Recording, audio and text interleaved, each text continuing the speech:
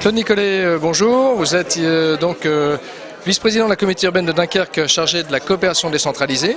Nous sommes ici au 3e Forum international des collectivités.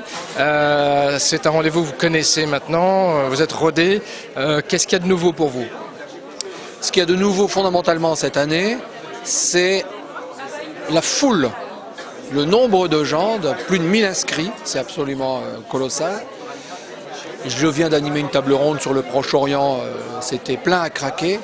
Donc véritablement on sent que les élus locaux, les collectivités locales, mais aussi un certain nombre de décideurs économiques, puisque j'avais sur ma table ronde, j'avais le responsable de l'action internationale de GDF Suez, sont maintenant convaincus de l'obligation pour les collectivités de s'intéresser au monde tel qu'il est, dont elles font partie et dont elles sont aujourd'hui un élément incontournable, parce que l'action des collectivités locales, en termes d'action publique, est aujourd'hui incontournable et fait partie du développement même du monde. Et les entreprises regardent aussi ça de très près, parce que ça les intéresse de savoir comment ça fonctionne, comment ça marche. Alors pas nécessairement les très grandes multinationales comme GDF Suez, on en est d'accord. Mais tout le tissu des PME, PMI, lui, est extrêmement curieux, demandeur d'informations et même d'accompagnement de l'action internationale des collectivités locales.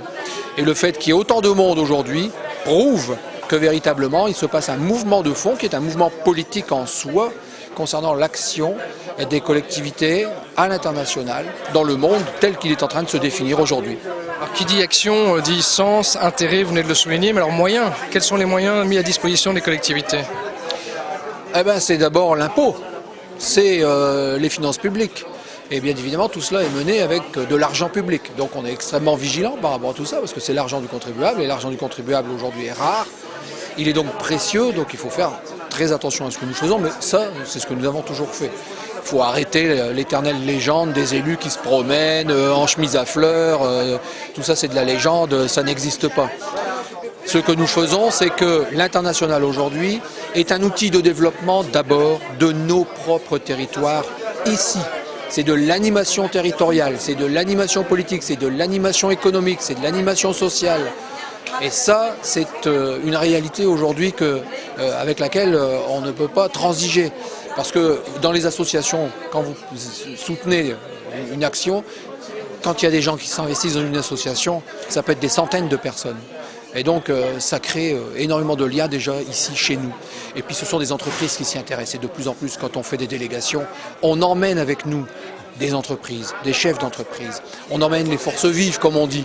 Ça peut être des syndicalistes, des associations, mais ça peut être aussi, en fonction de là où vous êtes, les acteurs portuaires, les acteurs industriels, les acteurs universitaires, les acteurs de l'enseignement, les acteurs de la recherche, et qui se mettent en lien avec le partenaire là ou ailleurs.